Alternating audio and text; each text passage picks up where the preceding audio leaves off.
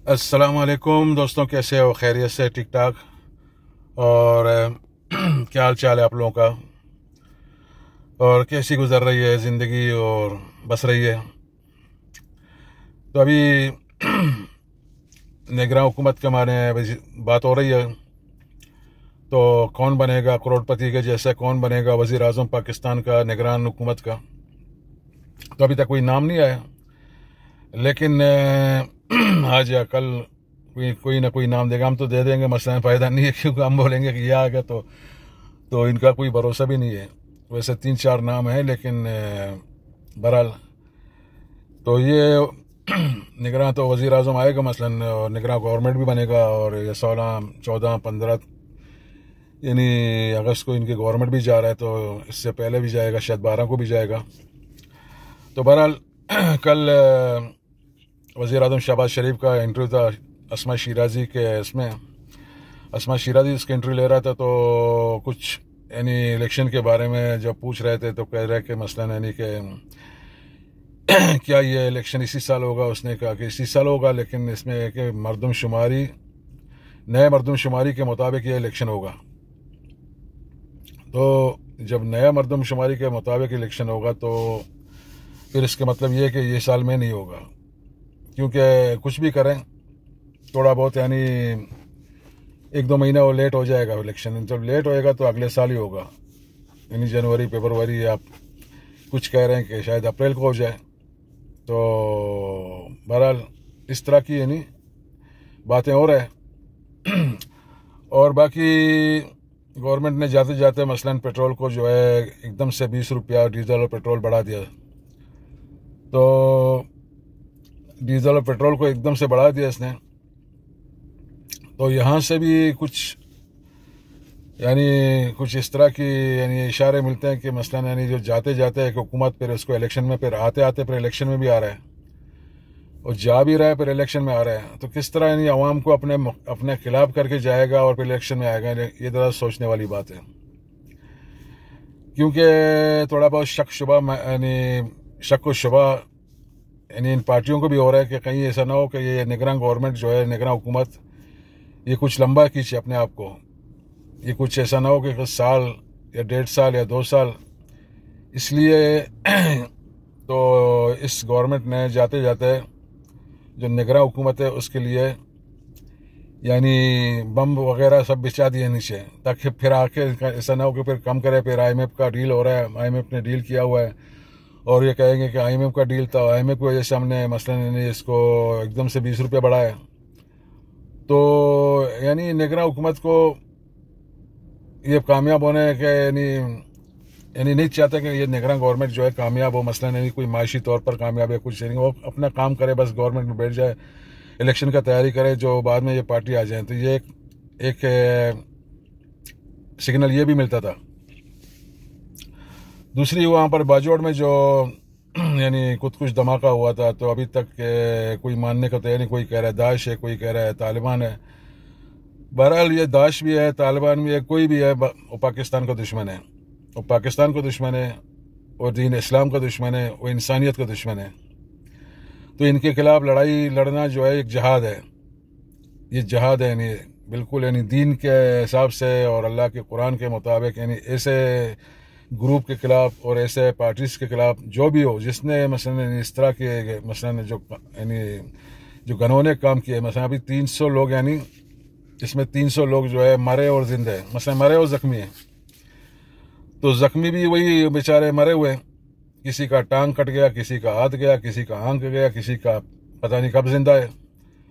जो तकरीबन 100 के करीब लोग जो है वो शहीद हुए हैं। तो ये कोई मसलन यानी कोई भी इंसान हो, कोई भी जंग हो, कोई भी लड़ाई हो, इस्लाम का लड़ाई होता था और गज़वे होते थे नबी मोहम्मद सल्लल्लाहु अलैहि वसल्लम के ज़माने में। तो अल्लाह यानी नबी मोहम्मद सल्लल्लाहु अलैहि वसल्लम के ज़माने में जब जहाद के लिए फौज या अपना यानी तैयार मसलन मुसलमानों को तैयार करते थे, तो सबसे पहले बात ये होती थी कि आप लोगों को किसी सब्ज़ दरख्त को नहीं काटना है, और रास्ते में कोई औरत या बच्चे या बूढ़े आए तो उनको हाथ मत लगाना है। अगर जो आदमी आपके सामने असला रख दे, मसलन असला उठाया हुआ इंसान ने असला रख दिया और अपने आप को सरेंडर कर लिया, तो आपको उसके साथ यानी अपने भाइयों जैसा सलूक करना है, उनके हाथ पाँव नहीं बांधना है। तो इस्लाम ये कहता है, इस्लाम कहता है कि किसी के ऊपर हाथ मत उठाओ, यानी बूढ़े, बच्चे और औरतों पर, यहाँ तक कि एक सब्ज दरख्त पर भी उसको भी मत काटना। और यहाँ तक जो कैदी आपके अंडर में आ गए या जिसने असला मसलन रख दिया, अपने आप को सरेंडर कर लिया, तो उनको भी अपने भाइयों जैसा सलूक करो। तो ये इस्लाम है। तो ये जो इस्लाम तालिबान ने लाया हुआ है, ये अलकायदा और तालिबान और दाश वगैरह, ये जो इस्लाम जो है इसराइली इस्लाम है, ये यहूदी सिस्टम का इस्लाम है, यहूदी नमूने का इस्लाम है। तो ये चाहते हैं कि यानी दुनिया में हम दहशत फैलाएं ताकि दज्जाल आए। कोई कहते हैं हम दुनिया में दहशत फैलाएंगे, मेहदी आएगा। कोई कहते हैं हम दुनिया में दहशत फैलाएगा तो हज़रत ईसा अलैहिस्सलाम आएगा। लेकिन ये सारे के सारे जो है मसलन यानी एक सोच है, एक शैतानी दिमाग है। कुरान के अंदर ना मेहदी का नाम है आने का, ना दज्जाल का नाम है वहाँ पर कुरान में कोई भी नाम नहीं है। और ईसा अलैहिस्सलाम का यही का अल्लाह ताला कहते हैं इन्नी वफ़ैतक और रफ़ैतक फ़ौक़, मैंने तुझको वफ़ात करके ऊपर उठाया, वापस आने का कोई कुरान में बात नहीं है। बहरहाल ये हो गया दीनी बात। तो कल हमारे आर्मी चीफ जो है सफ़ेद सालार ने भी बहुत बड़ा यानी तकरीर किया। उसने कहा कि पाकिस्तान के अंदर यानी अल्लाह ताला ने पाकिस्तान को बहुत बड़े दौलत से नवाजा है और पाकिस्तान के अंदर हर चीज़ मौजूद है। सही बात है, बिल्कुल हकीकत है, झूठ नहीं है। पाकिस्तान में हर चीज़ अल्लाह ताला ने दिया हुआ है। पाकिस्तान एक अमीर मुल्क है। पाकिस्तान में ज़राअत है, पाकिस्तान में दरिया हैं, पाकिस्तान में माइशी है, पाकिस्तान के अंदर माइशीत है। मसलन पाकिस्तान के ज़मीनें ज़रख़ीज़ ज़मीन है, पाकिस्तान के ज़मीनों के अंदर सोना भी है, चांदी है, लोहा है और बहुत से कोयला है, सब चीज़ें, पेट्रोल है, गैस है। सिर्फ एक चीज़ की कमी है, वो है ईमानदारी।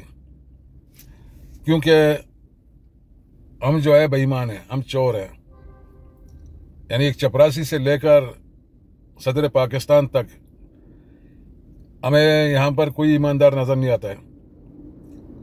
अगर हम पुलिस में भर्ती होने जा रहे हैं तो हम ये सोचते हैं कि जो है पुलिस का तनख्वाह इतना, ऊपर के कमाई कितना होगा, तो ऊपर के कमाई का सोचते हैं। अगर हम कस्टम में जा रहे हैं तो कस्टम के मसलन कस्टम ऑफिसर में भर्ती हो रहे हैं, कस्टम में नहीं भर्ती हो रहे हैं, तो हम ये पहले यही सोचते हैं कि कहाँ पर यानी कराची एयरपोर्ट में लगे या मसलन यानी GT में लगे, कहाँ पर लगे मसलन, तो वो जगह ढूंढ लेते हैं। फिर उसके साथ साथ हम रिश्वत भी देते हैं, तो जाते हैं वहाँ पर पिट होते हैं, तो फिर हम कस्टम से कमाना शुरू कर देते हैं, चाहे कुछ भी हो। वहाँ पर जा रहा है, आ रहा है, स्मगलिंग का माल है, चर्च है, हीरोइन है, जो भी है।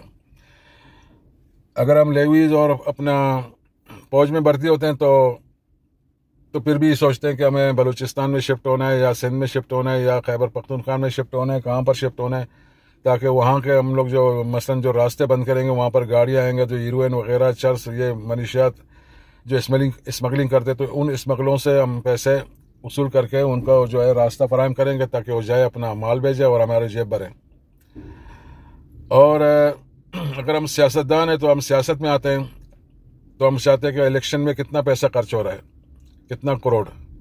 हालांकि नहीं होना चाहिए, इस चीज़ में नहीं, पैसा खर्च नहीं होना चाहिए। पैसा खर्च वो पार्टी पूरा का पूरा पार्टी खर्च करेगा। मतलब जितनी छोटी मोटी बाकी चीज़ें तो गवर्नमेंट बना के दे रहे हैं, बॉक्स गवर्नमेंट बना के दे रहे हैं, और इलेक्शन कमिश्नर तो गवर्नमेंट पाकिस्तान के।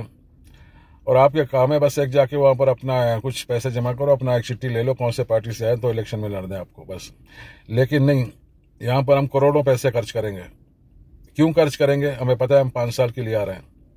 अगर हम जीत गए मसलन सूबाई इलेक्शन में या सूबा में या मरकज़ में, तो हमें एक मेंबर को कितने कितने पैसे यानी वापस बटोरने हैं वहाँ से, तो वो दिमाग में हमारे आते हैं कि हम किस तरह यानी पैसे कमाएं। हम ये नहीं सोचते हैं कि हम इलेक्शन में जा रहे हैं, हम अवाम से वोट लेंगे, हम पाकिस्तान की खिदमत करेंगे, अवाम की खिदमत करेंगे या दीन इस्लाम की खिदमत करेंगे या गरीब की खिदमत करेंगे। नहीं, हम सोचते हैं कि अगर 10 करोड़ हमने खर्च किया तो हमें इसमें से 1 अरब कमाना है। ये हो गया हमारे सियासतदान और हमारे सिपाही, हमारे पुलिस, हमारे दफ्तर, सारे के सारे जो है हमारे जो है मसलन यानी बेईमानी और बेईमानी और बेईमानी, ईमानदारी का कोई नाम नहीं है। तो इस वजह से पाकिस्तान में सब चीज़ है, सिर्फ ईमानदारी नहीं है। बहरहाल मैं वीडियो लंबा नहीं करना चाहता हूँ, तो अगले वीडियो तक मैं दोबारा आप लोगों के सामने आ जाऊँगा। तो अब इजाज़त चाहता हूँ। अल्लाह हाफिज़।